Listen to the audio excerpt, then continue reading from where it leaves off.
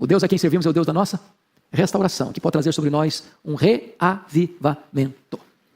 Deus fez isso. Como tudo começou nessa pequena capela em uma cidade rodeada por fazendas, mas uma faculdade metodista pequena que acontecia cultos 3 vezes por semana em meio a universitários. Como tudo começou. Pastor Hernandes Dias Lopes, um grande pastor aqui no Brasil, reverendo, chamamos ele de reverendo aqui no Brasil, é um grande homem há anos levando seriamente a palavra de Deus, conta o que ele conversou com 2 amigos que esteve nesse local. Um deles era professor do Hernandes, outro amigo. Os 2 relataram o que aconteceu quando eles visitaram esse local. É emocionante ouvir, é impactante a experiência que eles tiveram. Uma das coisas que eles falaram que me tocou muito, eu estive nesse culto pessoalmente, o pastor Hernandes falou isso no dia 26/2 de 2023, esse relato sobre a conversa com esses amigos. Ele falou com esses amigos via live e telefone. E um desses amigos falou algo impactante. Algo impactante que eu tenho certeza que vai mudar os seus pensamentos sobre essa situação quando você ouvir.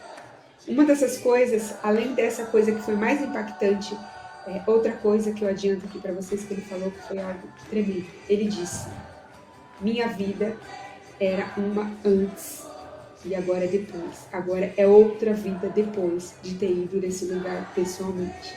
Então, galera, compartilhe esse vídeo. É curto esse trecho que ele conta, mas é impactante. É algo incrível. É algo emocionante. É sério o que aconteceu. É verdade. Não é um oba-oba. Compartilhe com os amigos. Jesus está voltando.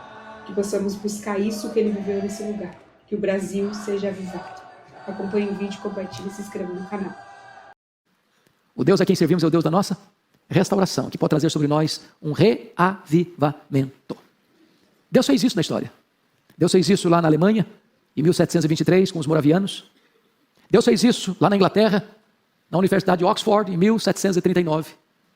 Deus fez isso nos Estados Unidos, nos anos de 1857, 1859. Deus fez isso no país de Gales, em 1904, com Evan Roberts.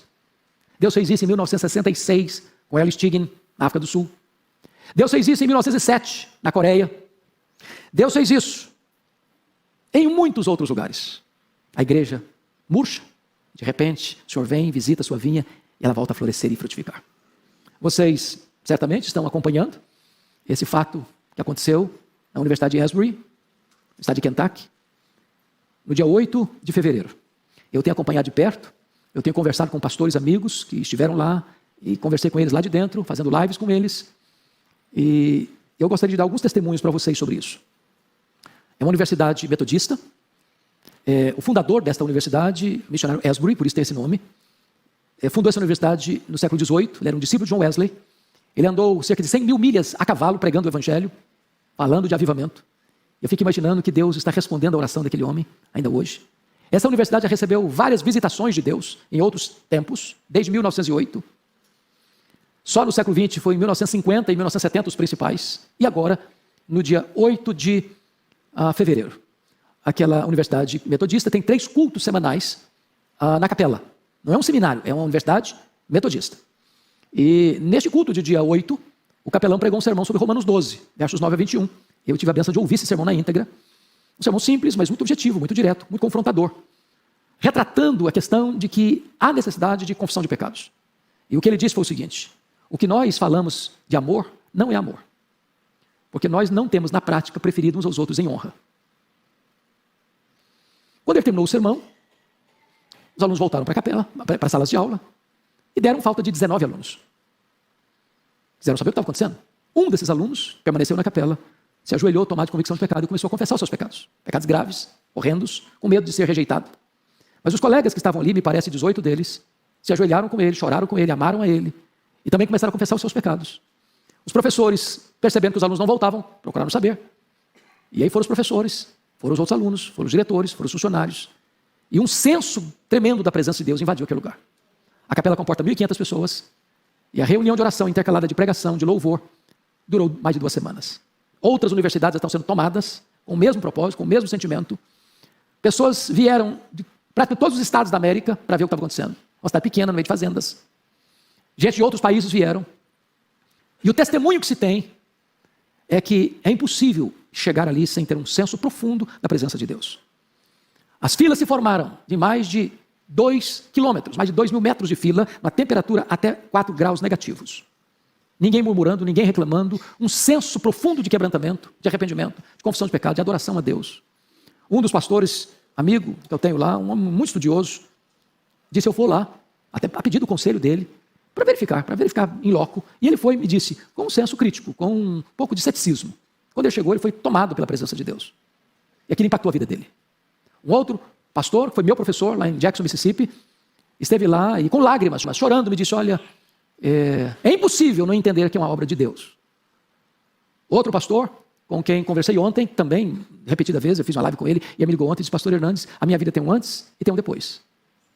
O que eu experimentei ali foi tamanho que parecia que eu podia apalpar Deus no ambiente.